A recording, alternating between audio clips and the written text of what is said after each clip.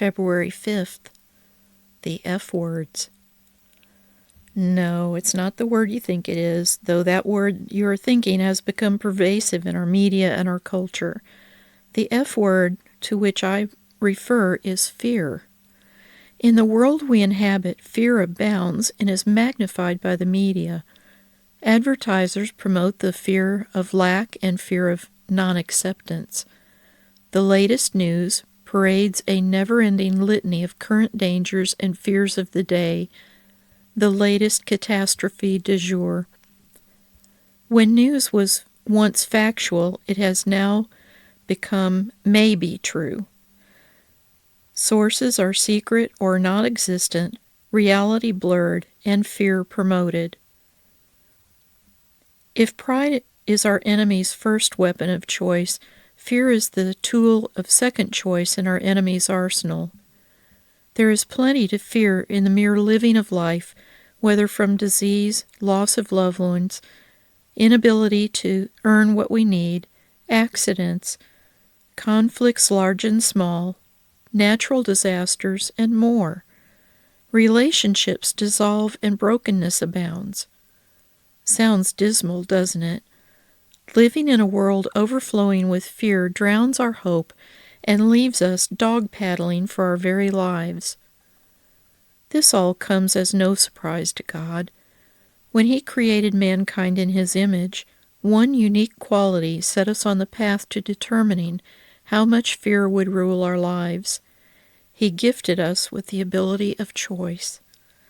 At the crossroad of choice is the alternative of fear or faith, the other F word. Follow God, trusting Him no matter what the circumstances appear to be, or take the road of fear.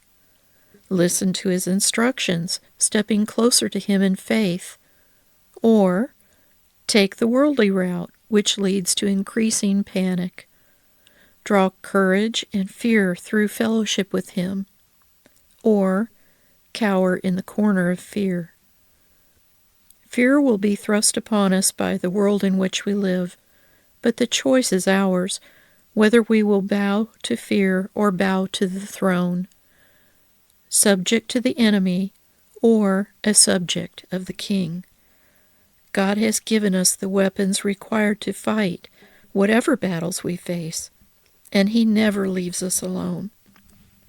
But it is a choice as to whether we will take up the armor. Jesus used the Word of God as His primary weapon. Prayer and solitude with His Father gave Him strength. His mission to save us gave Him purpose. The Spirit of God gave Him the power to do His Father's will. We have the same weapons available to us. Today, which F word will you choose? Fear or faith? Matthew 4:4. Jesus answered, "It is written, man does not live by bread alone, but on every word that comes from the mouth of God." And Ephesians 6:10-11 and 14-17. Put on the full armor of God, so that you can take your stand against the devil's schemes. Stand firm then, with the belt of truth buckled around your waist, with the breastplate of righteousness in place, and with your feet fitted with the readiness that comes from the gospel of peace.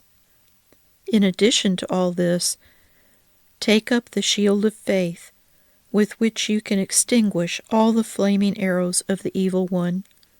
Take the helmet of salvation and the sword of the Spirit, which is the Word of God.